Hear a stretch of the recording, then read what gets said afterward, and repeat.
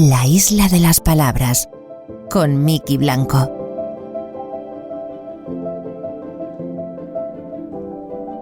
Decían en Leyendas de Pasión que algunas personas oyen su voz interior y viven solo de lo que escuchan.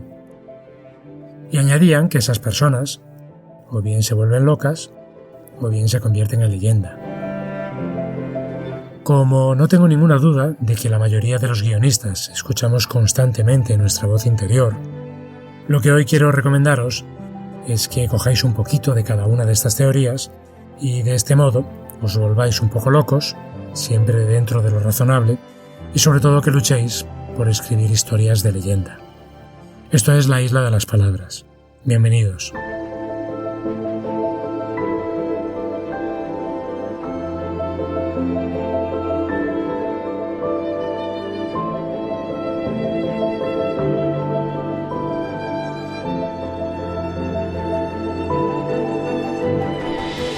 ¿Sabías que durante 3 temporadas de Friends, Ross tuvo la misma edad, 29 años? Fue probablemente un despiste de los guionistas, pero hay quien dice que la verdad es que el personaje mentía sobre su edad.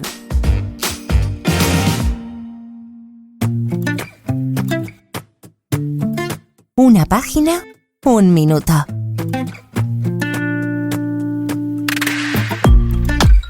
islapalabras@gmail.com. Ya sabéis que es la dirección que ponemos a vuestra disposición para que nos enviéis todas aquellas dudas que tengáis sobre escritura de guiones.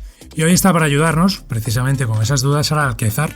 Sara es guionista, ha trabajado en distintas series de ficción, como El día menos pensado, Altamar, El último show, El barco o Yo soy Bea. Ha sido también coordinadora de guión de la serie Centro Médico, y es además co-guionista de la película El Club de los Buenos Infieles y directora del corto Zigzag.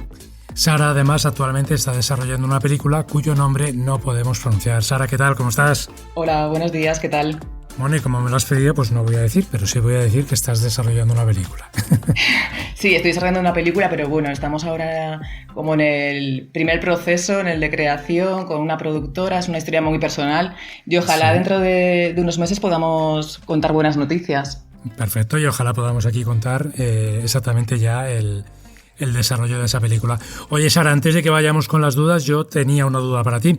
Y es cómo acaba una estudiante o alguien que empieza a estudiar ingeniería química dedicándose a esto del guión. Pues buena pregunta. La verdad es que yo siempre fui como buena estudiante, ¿no? Y me gustaban mucho las ciencias.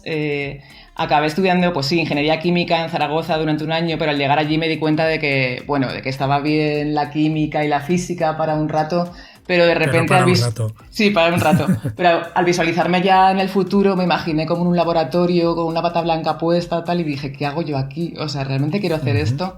Y ahí pues empezó una búsqueda pues del sentido de qué hago con mi vida, ¿no? Que si puedo encontrar algo que sea mi pasión, cómo puedo aportar. Y ahí llegué al audiovisual. O sea, que fue todo un poco pues un proceso improvisado. Bueno, como en todo buen guión, supongo que tendrías que pasar por esa experiencia previa, ¿no? Para acabar encontrando lo que era tu destino, ¿no?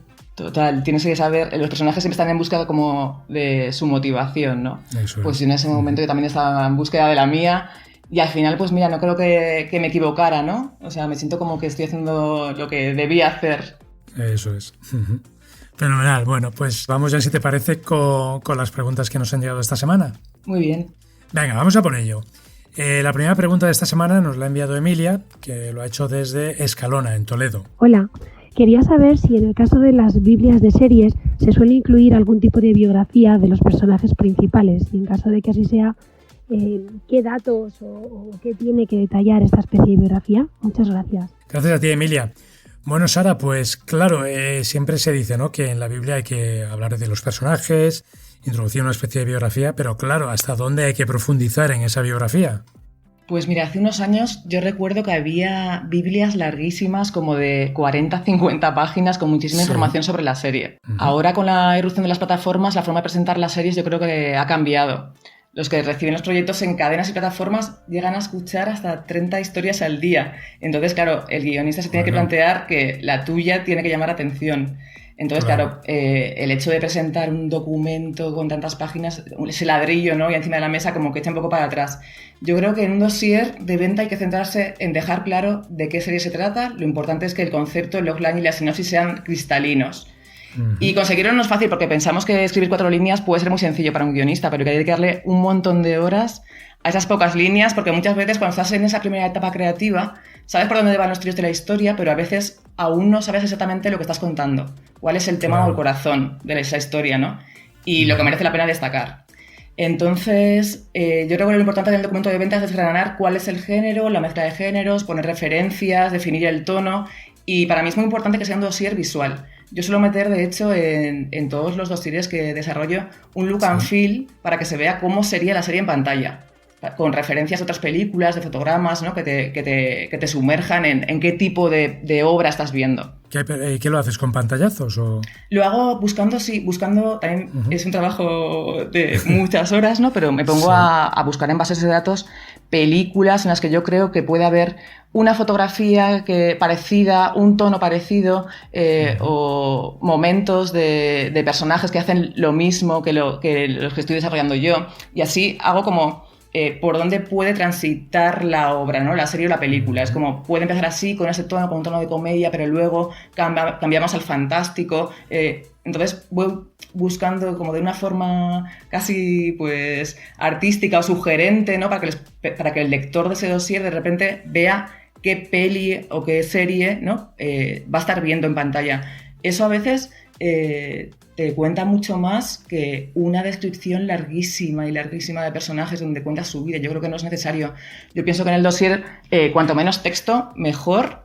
Y no hace falta contar todo el pasado de un personaje. Solamente las características que lo definan y que funcionen como claves argumentales en el transcurso de la historia. Quiero decir que el objetivo al final es que el lector empatice y comprenda la motivación de los personajes, ¿no? Del protagonista. Que sepa por qué está haciendo las cosas, más o menos, claro. Para eso no hace falta que cuente su vida.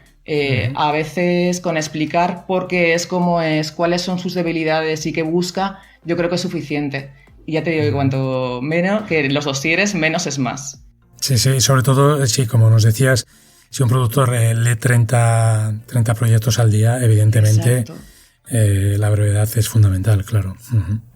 Vale, bueno, pues ahí está ese consejo para Emilia de Escalona. Nos vamos ahora hasta Torrox y desde allí nos ha enviado su nota de voz Laura. Tengo una duda sobre el arco de los personajes de mi guión. Es evidente que los principales deben tener un arco muy marcado, pero no sé si también es necesario que lo tengan los personajes secundarios, dado que su trascendencia en la historia es menor. Gracias. Gracias a ti, Laura. Bueno, pues pregunta muy interesante, Sara. Claro, el arco de los personajes. Todos tenemos claro que el protagonista o los 2 o 3 protagonistas deben tener un arco muy, muy marcado, ¿no? Nunca mejor dicho. Pero claro, ¿qué pasa con esos secundarios que aparecen poco y que también, bueno, tienen relevancia en la historia, pero quizá no tanta? ¿Qué pasa con el arco de ellos? Pues mira, en mi caso, por ejemplo, las últimas series que he desarrollado tienen un protagonista claro. Y yo lo que hago es que todo el diseño previo de los personajes secundarios lo pongo al servicio de ese personaje principal. Sí. Así con los arcos o con las descripciones de esos personajes secundarios me sirven para ponerlo en conflicto, para descubrir sus diferentes facetas y hacerlo evolucionar al protagonista. Esto es lo primero que tengo en mente. Después lo que hago es centrarme en cada arco, ¿no? Si los secundarios evolucionan, el protagonista estará obligado a hacerlo también y viceversa. Claro. De hecho, pasa muchas veces que vemos una serie y de repente nos enamoramos de un personaje secundario, ¿no? Y muchas veces también se hacen spin-offs, ¿no? Con personajes, ¿no? Que de repente pues, han llamado mucho la atención. Yo creo que todos los personajes importan y aportan a la historia. Y a colación de la pregunta anterior sobre cómo hacer un atractivo un dossier, creo que los arcos de personajes son básicos, porque de alguna forma incluirlos, dices, ¿no? Incluirlos en la presentación. Sí. Es como que yo, de hecho, de una forma casi automática, en cuanto empiezo a trabajar con una idea, enseguida pienso en los arcos. Supongo que es a lo que me engancho cuando veo una serie, a los personajes, ¿no? Y por eso cuando escribo trato de que todos los personajes tengan un recorrido interesante, incluso aunque sean episódicos, ¿no? muchas veces les pongo nombre a esos episódicos, aunque parezca en un momento, les pongo la edad y hago una breve descripción con 3 o 4 cosas que a mí me sirven para darles la importancia que muchas veces creemos los guionistas que no deben tener, pero para mí sí la tienen, ¿no? Todos los personajes que salen en un guión, para mí tienen una importancia más o menos relevante en la historia, pero tienen como una entidad propia, ¿no? Y yo me engancho mucho a eso, y también cuando escribo pues supongo que lo reflejo. Entiendo que hablamos los personajes que merecen llevar un nombre, por lo menos, ¿no? O sea, todos los que llevan un nombre deben tener su propio arco, ¿no? Sí. Me refiero a que no al típico personaje que aparece hombre 1, pues ese no haría falta, ¿no? Claro, hombre 1, hombre 2 suelen ser ya como figurantes, ¿no? Gente que está Eso allí es. pero que no habla o tienen una frase. Pero ya te digo que yo supongo que por método, cuando aparece un personaje que a lo mejor en otros guiones, otros guionistas, o yo también lo he hecho en el pasado, ¿no? No le pondría ni nombre, aunque tenga 4 cosas que decir. Ahora sí lo hago como para escribirlo bien, como para obligarme, ¿no? A escribirlo bien, a que ese personaje, aunque se haga solamente un momento durante la historia, pues aporte, ¿no? Y tenga una entidad propia, digamos. Claro. Estupendo, estupendo. Bueno, pues ahí está esa respuesta para Laura. Nos vamos ahora hasta Valencia, y desde Valencia nos ha enviado su mensaje Javier. Hola, estoy planteando hacer una serie sobre una historia real que conozco, y mi pregunta es si al estar basada en hechos reales tengo que pedir algún tipo de permiso para escribirla, o si puedo tener problemas legales aunque cambie los nombres de los personajes. Gracias. Gracias a ti, Javier. Bueno, pues otra pregunta muy interesante, Sara. Claro, una historia basada en hechos reales. ¿Podemos tener problemas legales con la historia, incluso aunque cambiemos el nombre de los personajes? A ver, yo creo que puede pasar 2 cosas. A mí me ha pasado porque los guionistas tiramos mucho de noticias en el periódico. Algo que sucede te llama la atención y de repente pues empiezas a investigar, ¿no? A tirar del hilo. Sí. Si quieres contar la historia apegándote a los hechos, tal y como han sucedido, puede suceder eso, o puede suceder que simplemente ese suceso te inspire y acabes desarrollando esa idea de una forma pues más personal, ¿no? Cambiando los nombres, los puntos de giro, para al final contar otra cosa que nada tiene que ver con lo que tú leíste en el periódico, ¿no?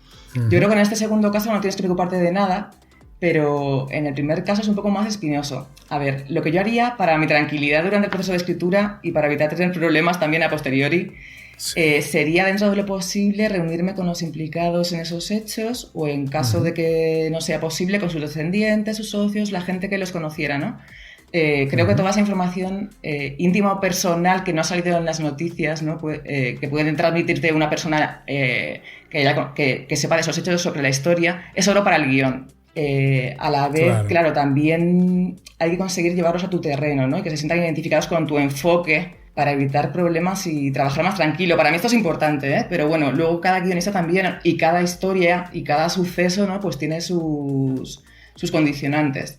Otra cosa, claro, es que no todo el mundo se sienta bien con lo que estás contando. Y esto es fácil que pase, porque claro... Claro, eso te iba a decir, que al margen de lo legal, luego puede estar que a alguien le moleste tu visión de la historia, claro.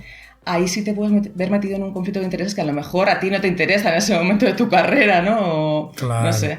Teniendo esto en cuenta, yo creo que el guionista debe plantearse si le merece la pena o no continuar. Aunque la libertad de creación siempre está por delante. O sea, si tú quieres contar una historia, debes contarla y acarrear con las consecuencias. A ver, que tampoco creo que tengamos las de perder. Ya te digo, la libertad de creación es la que es. Si te interesa una historia y crees que debes contarla, tienes que ir a por ello. Claro. En mi caso, yo necesito trabajar centrada en la historia sin pensar cómo se tomará lo que cuento tal persona o tal otra. Tal persona real o tal otra. Claro. Lo bueno que creo que tiene la ficción pura es que puedes llevarte a los personajes al límite sin que se quejen, ¿no? No sé, a lo mejor por eso en ese momento de mi carrera yo no me metería a desarrollar una trama, un tema demasiado controvertido, basado en una historia real. Me parece un material muy delicado. Es delicado y claro, a raíz de lo que decías también está bien, ¿no? Pero hay veces que estar escribiendo pensando en si luego me va a crear problemas, si voy a tener que hacer no sé qué, si a alguien le va a parecer mal, pues claro, también produce una intranquilidad a la hora de escribir y no es cómodo, entiendo, claro. Sí, a mí de hecho hace unos meses me hicieron una propuesta, ¿no? De un proyecto que me parecía pues muy atractivo. Le estuve dando muchas vueltas y al final decidí no hacerlo, no meterme porque sentía que quizá tendría que forzar cosas en la historia, pero estaba muy apegado a la realidad y no me sentí cómoda. Pero en todo caso, esa elección depende de las inquietudes del guionista y de lo dispuesto que esté a lidiar con cualquier controversia, ¿no?, que pueda surgir después. Claro, lógicamente. Eso sí, también te digo que si el guionista decide seguir para adelante y el proyecto luego pues tiene repercusión, la publicidad está asegurada. Así que es algo... Eso es verdad. Es verdad, tiene su cara buena y su cara mala, está claro. Pero en cualquier caso es una elección personal, está claro. Sí. Bien, estupendo. Bueno, pues Sara, vamos a por la última pregunta. Esta nos ha llegado desde Málaga y nos la ha hecho Iñaki. Hola, estoy pensando escribir una escena en la que un personaje ve desde su ventana lo que ocurre en 2 habitaciones de la casa de enfrente simultáneamente. No tengo muy claro cómo indicar las localizaciones y acciones de cada una de esas habitaciones. Y tampoco cómo debo reflejar que ambas cosas se ven a la vez. Gracias. Gracias a ti, Iñaki. Bueno, pues Sara, pregunta de formato, ¿no? Según lo que nos estaba contando Iñaki, yo me estoy imaginando un poco a James Stewart en La ventana indiscreta viendo la casa de enfrente, ¿no? Algo parecido. Claro, ¿cómo indica lo que está ocurriendo en todos estos sitios? Sí, yo también al escuchar la pregunta, lo primero que me ha venido a la cabeza es la imagen de La ventana indiscreta. Es verdad que nos enseñan siempre a no poner indicaciones de cámara ni a escribir lo que siente un personaje en el guión. Sí. Pero yo creo que a veces esto puede ayudar a la comprensión de lo que se cuenta y yo puntualmente a veces me suelo saltar esa norma. Si de repente siento que el director o los actores que lean el guión van a comprender mejor lo que le pasa al personaje. Pero lo hago de forma disimulada también, ¿no? Es que ¿Cómo? Cuéntanos cómo. Últimamente en Twitter he leído bastante sobre esto, ¿no? Sí. Pues mira, por ejemplo, a ver, si yo quiero escribir un traveling, pero no quiero poner aquí comienza un traveling porque te saca, ¿no?, de la lectura del guión. Sí. Yo creo que se puede contar que hay trucos, ¿no? Se puede contar, por ejemplo, desde el punto de vista del protagonista o del personaje, ¿no? Lo que está viendo y en qué orden. Incluso cómo le hace sentir eso que ve. Puede pasar también que el punto de vista no sea de un personaje, sino que sea omnisciente. O sea, entonces yo describo las imágenes desde ahí. Puedo tener la licencia de poner un vemos, entre comillas, vemos el salón de una casa vacía, yo qué sé, las estanterías cubiertas con sábanas viejas, las retas en las paredes. No estás poniendo que es un traveling, pero sí te imaginas, ¿no?, que la cámara está volando por la habitación. Entonces, pues eso, ¿no?, que siempre hay como truquillos, ¿no?, para describir de una forma literaria, ¿no?, lo que tiene que ver el lector, aunque no describas técnicamente cuál es el plano. Claro. Yo en este sentido lo que estás diciendo recuerdo un consejo que me dieron una vez que me decían, pues por ejemplo, un personaje, ¿no?, que tenía tú puedes describir lo que tiene ese personaje en su oficina, en su despacho, de 2 formas. Puedes decir la mesa está absolutamente desordenada y ya está. O puedes ir describiendo cada una de las cosas que aparecen en esa mesa, que es exactamente lo que tú nos estás diciendo. Y claro, eso indirectamente ya lleva al director o a quien lo lea a la sensación de que está haciendo un traveling a lo largo de todos los objetos que hay en la mesa, claro. Exacto, así es. Con respecto a lo que plantea la pregunta, sí. Pongamos que la secuencia transcurre en el apartamento de Pepito, ¿no? Pepito mira a través de su ventana y ve lo que sucede en el interior del edificio de enfrente. Yo lo describiría tal cual. Tras una de las ventanas, una mujer cena sola viendo la tele y al mismo tiempo, tras la ventana de al lado, una pareja discute hasta llegar a las manos. La mujer que cena sola escucha los ruidos del apartamento contiguo y ahora coge el teléfono y hace una llamada. Si en ese momento, lo que pasa es que si en ese momento queremos descubrir a quién hace la llamada, entonces sí podríamos cambiar el punto de vista y de Pepito irnos a la vecina de enfrente. Entonces crearíamos en el guión otra secuencia, un encabezado, ¿no?, en el apartamento de la mujer en cuestión y escucharíamos sus diálogos, ¿no?, cómo está llamando a la policía o simplemente a un amigo o a un familiar para contarle lo que está pasando. ¿Qué pasa? Que incluso la mujer puede descubrir en un momento dado que desde el edificio de enfrente Pepito la está observando, ¿no? Y corre las cortinas, quejándose de que está harta de sus vecinos, de los de al lado, de los de enfrente, y que se va a mudar y que ese barrio, yo qué sé, es de locos.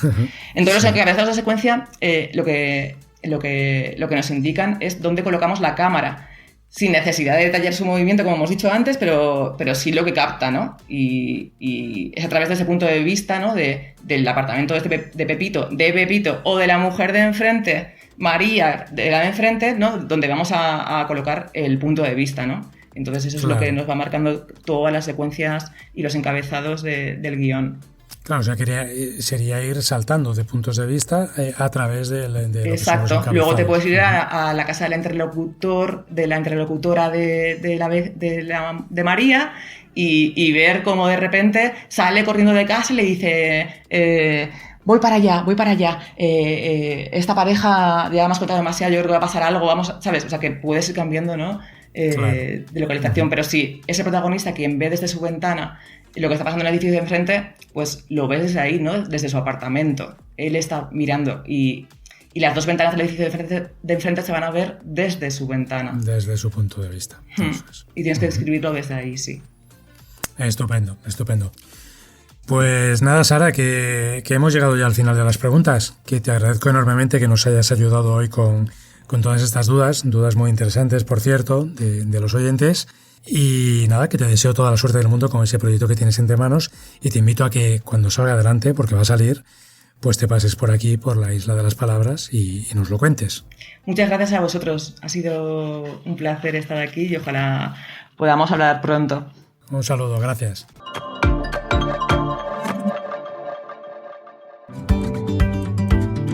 ¿Tienes dudas sobre la escritura de guiones? Puedes enviarnos un mail o una nota de audio a nuestra dirección de correo islapalabras@gmail.com.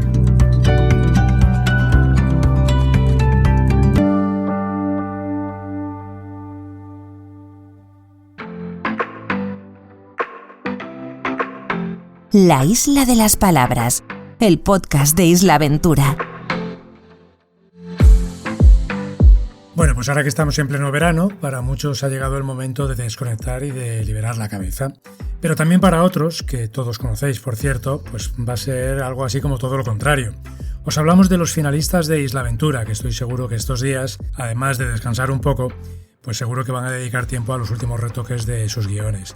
Y esto justo después de que hayan visitado la isla de La Palma por segunda vez en este año. Dorali González de La Palma Film Commission, ¿qué tal? Hola, buenos días, Miki, ¿qué tal? ¿Qué tal? ¿Cómo estás? Oye, ¿cómo ha ido esa segunda visita de Isla Aventura? Pues muy bien, todos salieron muy contentos. La verdad que le hemos sacado el partido necesario. Y como bien dices, pues hemos avanzado un poco en todos los guiones y dándole un poquito más de empujón a toda la preparación de los pitching final. Uh-huh. ¿Cuántos días han estado? Pues estuvieron de miércoles a domingo, vinieron el miércoles, se fueron todos el domingo y estuvimos, la verdad que estuvimos más bien concentrados jueves, viernes y sábado. Sí. Y el jueves y viernes hicimos una formación con el productor, director, actor Carlo de Ursi y maravilloso, salió todo muy bien, los preparó, como bien dije, para el pitch final. Y yo creo que la sensación que tuvieron en general, tanto los participantes como los tutores, es que los puso un poco en los pies en la tierra y pudieron sacar el partido que necesitaban.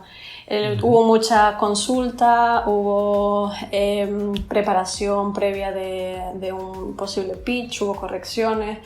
La verdad que estuvo muy bien organizado. Estoy muy contenta de que Carlos pudiera participar en esta segunda semana de laboratorio.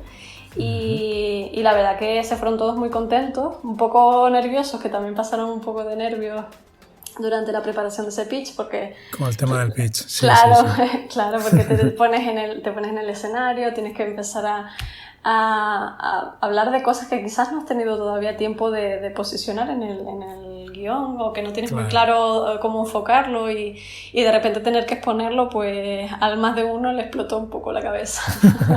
Sí. Bueno, es una de las cosas más horribles para muchos guionistas, ¿no? Sí. Que les puedes dar de escribir todo lo que quieras, pero el tema del pitch es algo que a todos yo creo que nos impone un poco, ¿no? Claro. Y está muy bien, bueno, lo que decías de Carlo, que precisamente a Carlo lo tuvimos aquí hace unos cuantos episodios, pudimos hablar con él, Y tenía apuntado aquí que, bueno, se llamaba, de lo que nos estabas hablando, Taller de Excelencia en la Presentación de Proyectos, algo así, ¿verdad? Exacto, así fue. Bueno, o sea que han podido hacer ya como una especie de prueba, ¿no? De lo que sería un posible pitch.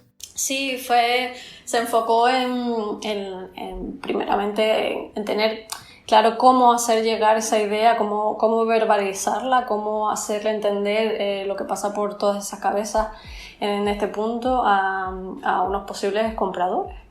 Y estuvo muy muy bien porque al principio de la primera sesión del taller pues lo explicó qué hay que tener en cuenta, qué es más importante, qué es en lo que se tienen que centrar, cuál es la imagen que tienen que dar de ellos, etc.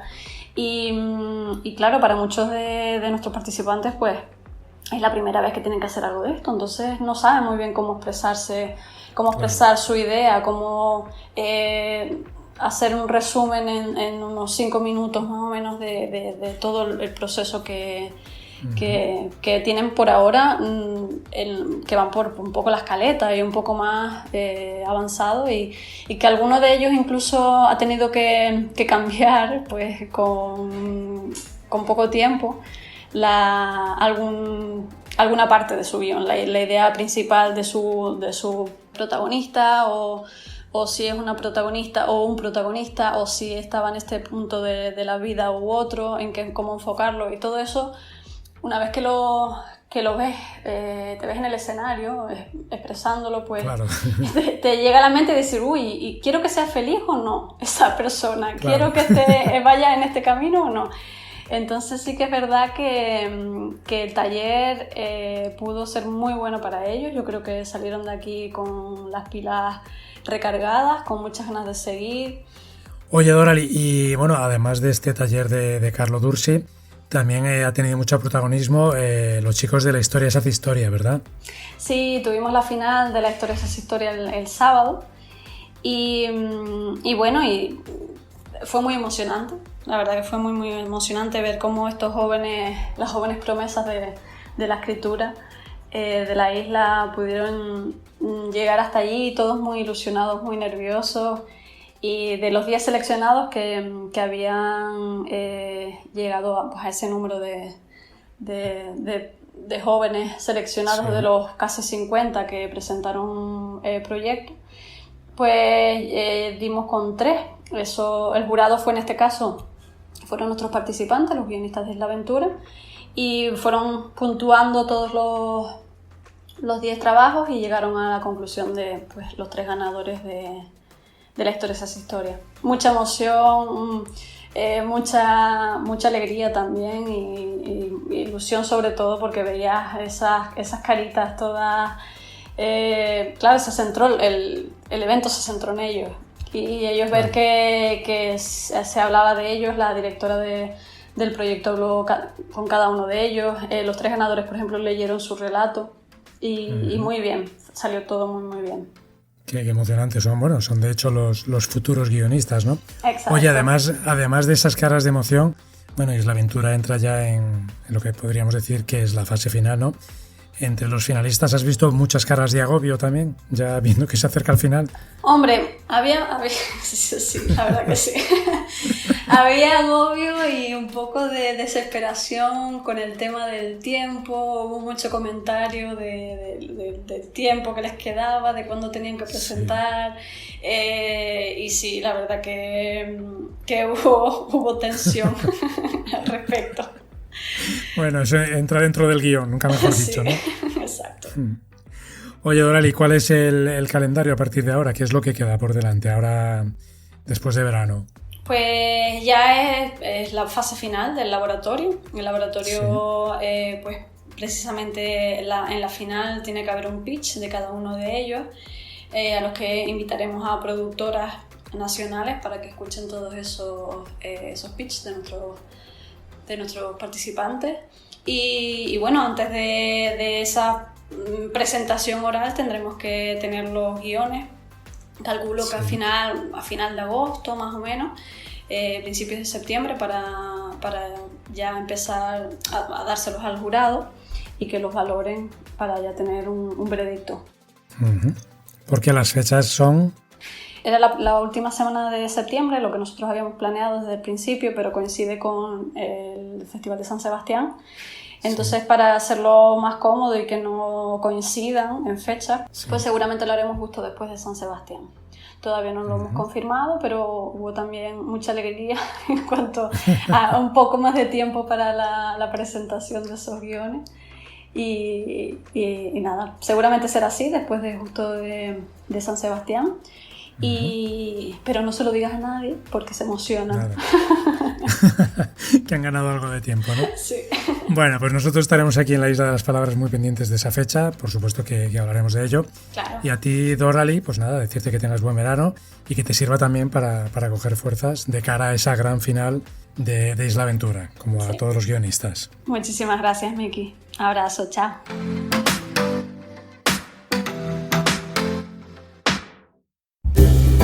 Tips de guión. Cuando escribo diálogos, pienso en las personas, no en los personajes. Siempre pienso en la realidad, en lo que escucho y en lo que veo. De alguna forma, todo ello se queda en algún lugar de mi cerebro. Isabel Peña.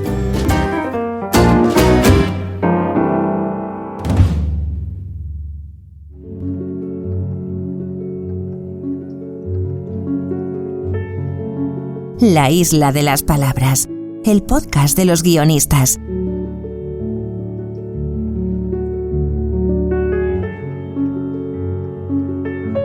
Si definiéramos el oficio de guionista como el arte de contar historias escribiendo palabras, el de nuestro siguiente protagonista podría definirse como el arte de narrar historias escribiendo notas en una partitura.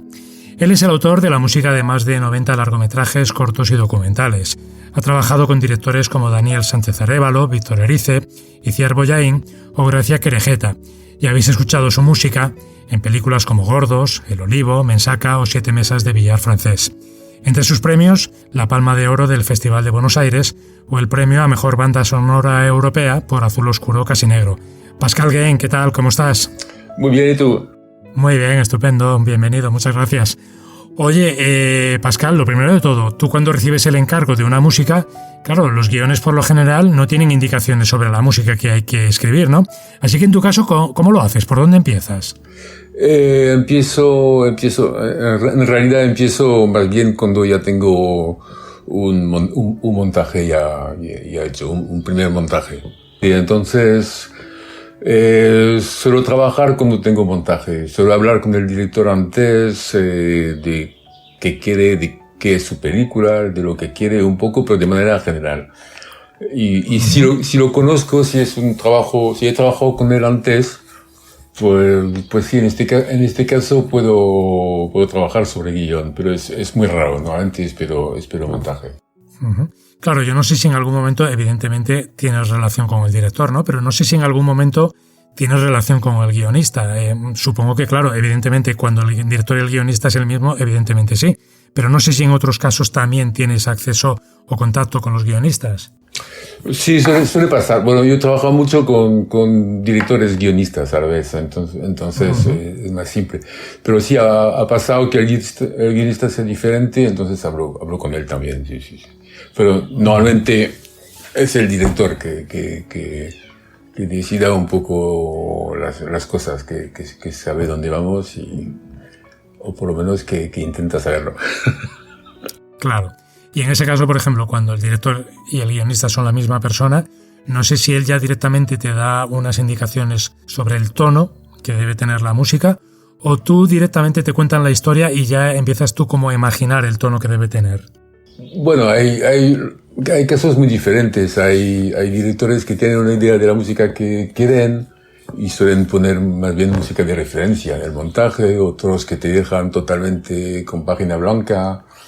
Y otros que trabajamos también a definir entre nosotros lo que podemos hacer, lo que se quiere definir como tipo de música. Bueno, cada película es una aventura diferente, entonces no hay un sistema A y un sistema B, ¿sabes? Es una aventura nueva cada vez y improvisamos sobre la marcha. Claro. Tú, por ejemplo, si llega un guión a tus manos, ¿no? si tuviéramos que decir más o menos en qué punto o en qué página del guión tú empiezas a escuchar la música en tu cabeza, ¿qué me dirías? Yo te diría que no, que con el guión soy incapaz de imaginar dónde va a ir la música. Es muy difícil para mí imaginar, tener una visión clara y ver un poco las cosas con el guión, porque yo no soy guionista y me faltan muchos elementos para imaginar a partir de ahí. Entonces, prefiero esperar montaje y ver un poco imágenes y para imaginar música. Pero bueno, me ha solido pasar, de leer un guión y tener unas músicas en la mente. Lo intento apuntar, lo intento transcribir un poco, hacer una maquetilla un poco rápida. Y a veces sirven para después y a veces no, pero es una parte del trabajo.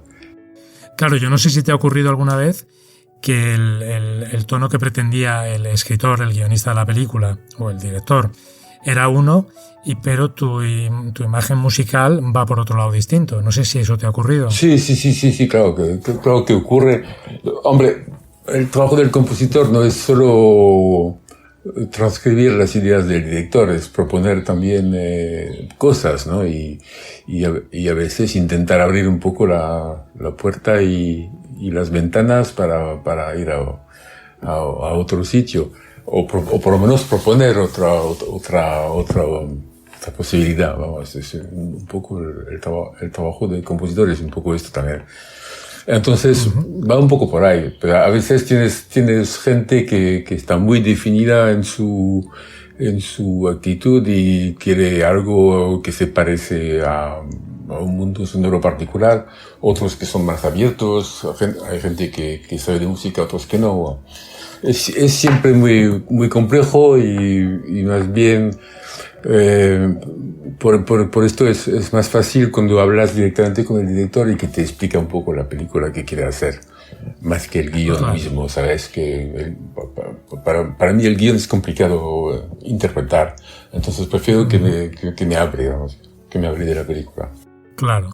Y tú luego, por ejemplo, una vez que ya te pones con ello, ¿cómo haces? ¿Vas componiendo por escenas o tienes una idea global? ¿Cómo lo haces? ¿Cómo haces esa mecánica? Bueno, sí, eso también es un poco diferente cada vez, pero intento buscar temática general para la película. Un color general, depende de qué película. Si es que en una película dramática o una película cómica o dibujos animados, el tratamiento es muy diferente para el compositor. Entonces es buscar un poco en general para qué sirve la música, qué va a ser su papel, si va a ser algo muy sincronizado o no. Es un poco todo este mundo que tenemos que imaginar ahora. Entonces esto se hace paso a paso, o sea, proponiendo cosas y después volviendo a proponer y intentar un poco descifrar un poco la mente del director para que cuando te pide o te explica algo interpretes bien, vamos, que es lo más difícil. La música es muy difícil de explicarla. Claro, porque por ejemplo, mira, yo recuerdo en películas en las que tú has hecho la música, en algunas de las películas de Daniel Sánchez Arévalo, esas películas tienen un color, como decías tú, una atmósfera muy especial, ¿no? Claro, entiendo que parte de esa atmósfera, o mucha parte de esa atmósfera, está en el propio guión. Pero es verdad que esas películas también tienen una atmósfera propia por la música que tú les pusiste. Claro, ¿cómo afrontas ese tema? No solo no el poner la música de manera puntual en una escena, ¿no? Sino crear esa atmósfera general de la película. Sí, bueno, con este ejemplo de Daniel, habíamos hecho 3 cortos antes, que ya nos conocíamos un poquito.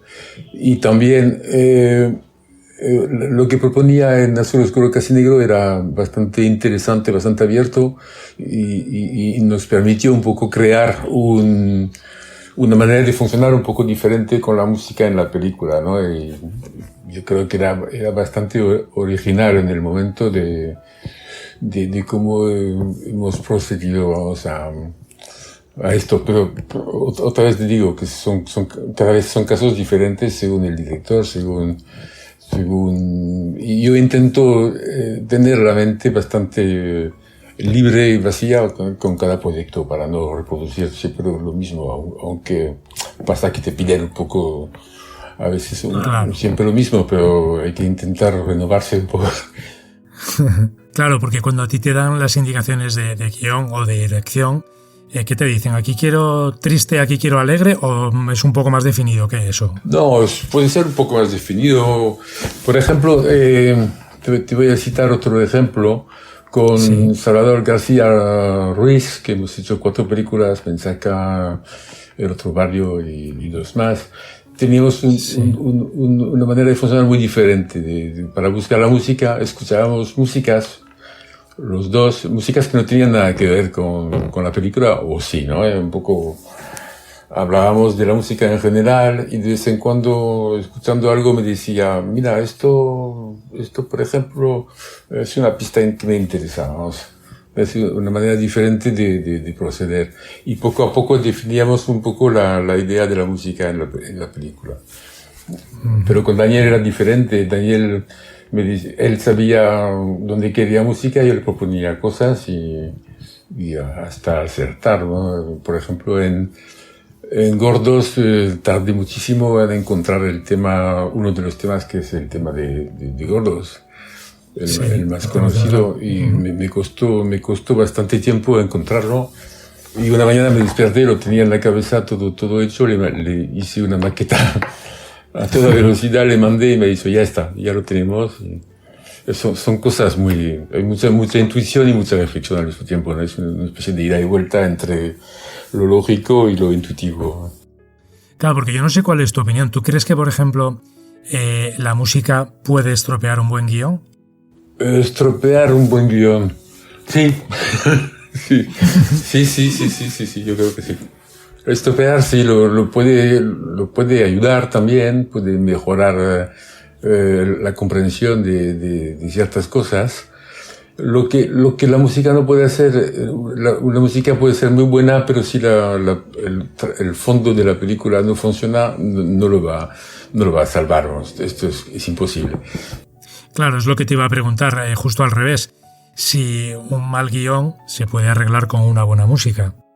Hombre, la música tiene fuerzas de otro tipo. Lo que pasa es que no puedes salvar el guión, lo puedes ayudar un poco, puedes participar en que se entienda mejor o que funcione mejor, pero si realmente hay problemas, los problemas me siguen después.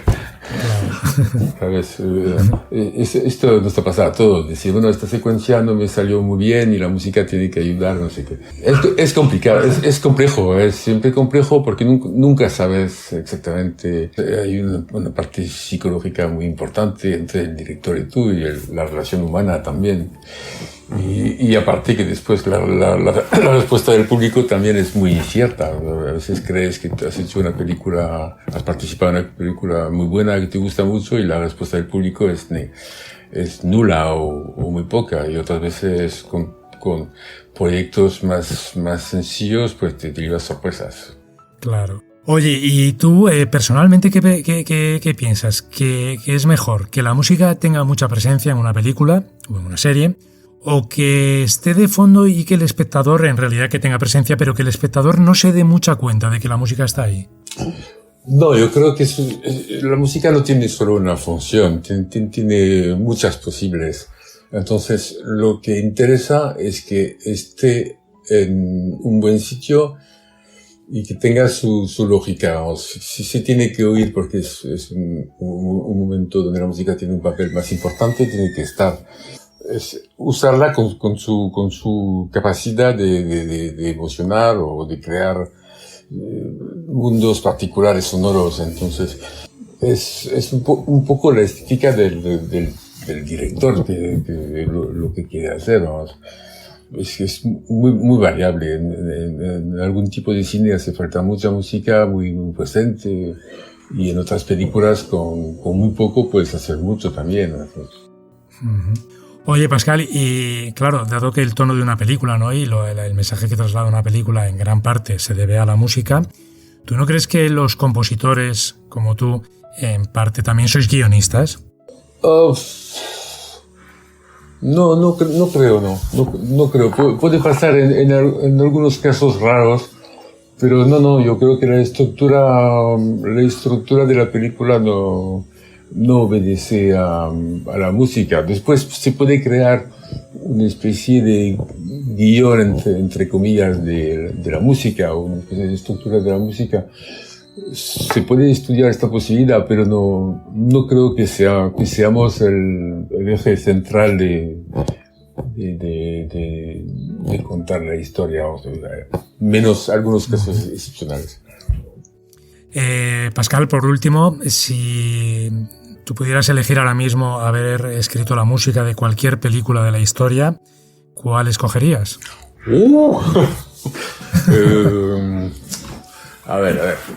Hombre, hay de mis clásicos que me gustan mucho, pues una de David Lean, por ejemplo, el Doctor Zhivago o la hija de Ryan, ¿no? Así. Este tipo de películas me hubiera gustado hacer algo parecido a esto, pero hay mil otras cosas que me gustarían, ¿eh? No es únicamente. Hombre, esta época es un poco fascinante, ¿no? Este tipo de películas grandes, estas de sagas históricas, con una música muy, muy importante y todo esto. Hombre, la verdad es que no diría que no.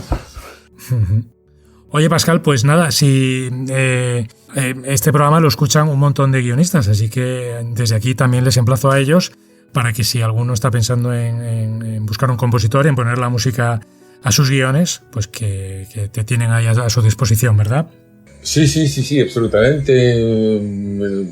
Bastante, bueno, tengo trabajo, pero también tengo mucho tiempo y con ganas de hacer cosas nuevas y con gente nueva, así que todo tipo de propuestas sin ningún problema, vamos. Pues fenomenal. Yo si consigo que alguno de mis guiones llegue a producirse y a ser película, no tengas duda de que la primera persona a la que llamaré para que le ponga música serás tú. Bueno, genial. Aquí estaré. Genial. Pascal Gain, mil gracias por todo y un fuerte abrazo. A ti, un abrazo grande.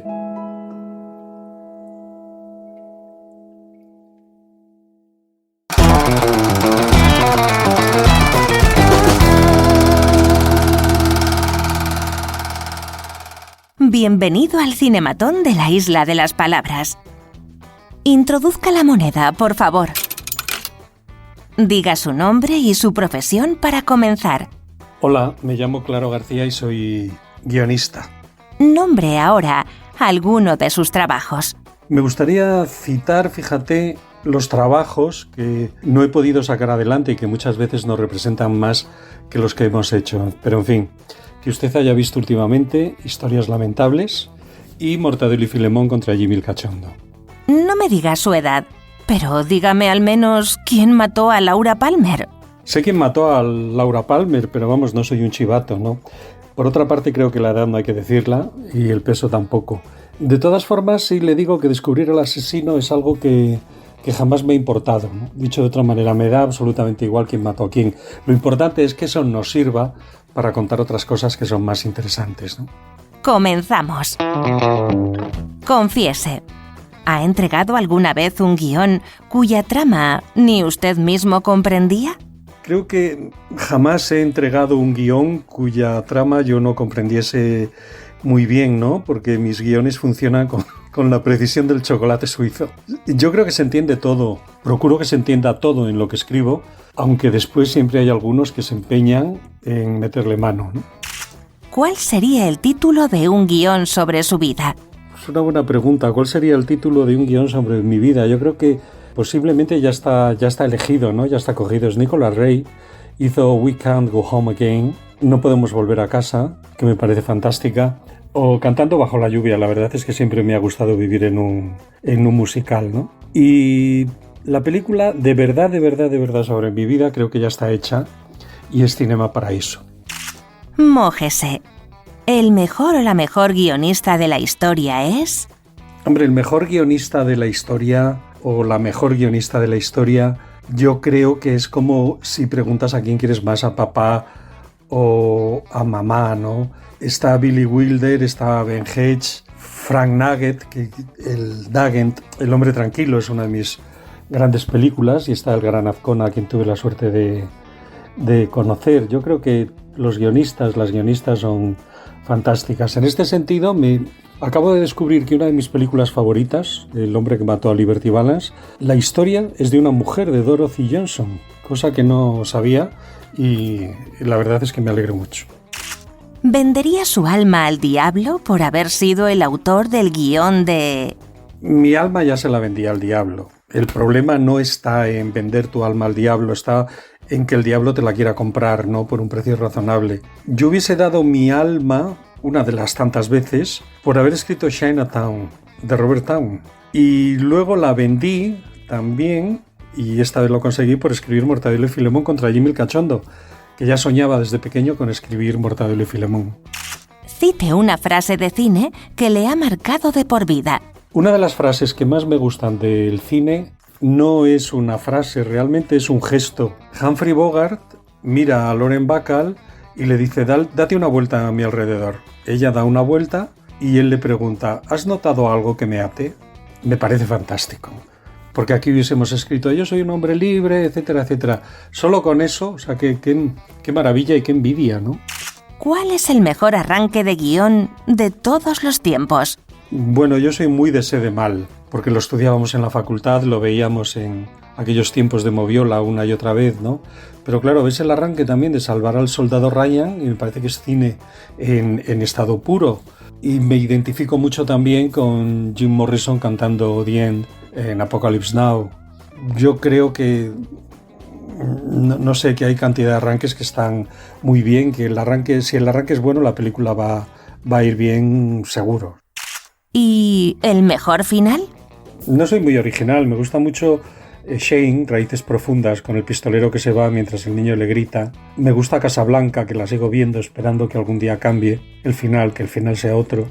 Me gusta Centauros del Desierto, que también, fíjate, es un vaquero, un cowboy, John Wayne, que se va, visto a través del establo del granero, ¿no? Y qué decir de Ciudadano Kane, Dos hombres sin destino, El tercer hombre, Thelma y Luis, pero en tiempos modernos me gusta mucho cuando Chaplin y ella se cogen del brazo y caminan hacia la carretera, empezando algo nuevo. Yo creo que todo final debe contener el arranque de una nueva historia, ¿no? Hablando de finales, ¿escribir finales abiertos es hacer trampas? Abierto o cerrado, un final tiene que ser bueno, siempre. Y, como te acabo de decir, debería permitirte empezar otra historia justo desde ahí, ¿no? La verdad es que es una pregunta difícil. Yo creo que abierto o cerrado, el final tiene que ser siempre bueno, ¿no? Ya puestos, sea sincero. ¿Vio venir el del Sexto Sentido? En El Sexto Sentido me lo comí entero, ni lo olí. Y además es que me encanta que me engañen, ¿no? ¿En qué momento deja de ser spoiler contar el final de una película? Lo de los spoilers es un lío, ¿no? Porque a mí me gusta mucho hacer spoiler, pero siempre son spoilers falsos. La gente cuando ve la película se da cuenta de que les he mentido, ¿no? Pero algunos spoilers son mejores que lo que sucede realmente en la peli. Me encanta inventarme spoilers falsos, ¿no? El Titanic no se hunde nunca, por cierto. Sugiera ahora el logline de una historia que se podría rodar en la isla de La Palma. En La Palma se puede rodar todo porque es una de las islas más bonitas del mundo, ¿no? Pero convirtiendo a La Palma en protagonista, yo diría que una corriente marina desatada, extrañas corrientes marinas van moviendo la isla a lo largo de un par de días hacia el Círculo Polar Ártico, por ejemplo. Por último, proponga una penitencia para aquellos que no invitan a los guionistas a las galas de premios. Voy a hablar con Alma, con el sindicato. Es sentar a esa gente que no nos invita delante de 100 folios en blanco. Y si esto es muy duro, a lo mejor solamente delante de un folio en blanco. Y a lo mejor, mira, es una buena acción enviarle un folio en blanco a todos aquellos y aquellas que no nos invitan a las galas de premios. Perfecto. Hemos terminado. Ya puede recoger sus cinematones. Gracias por su visita. Bueno, muchísimas gracias a vosotros. Gracias.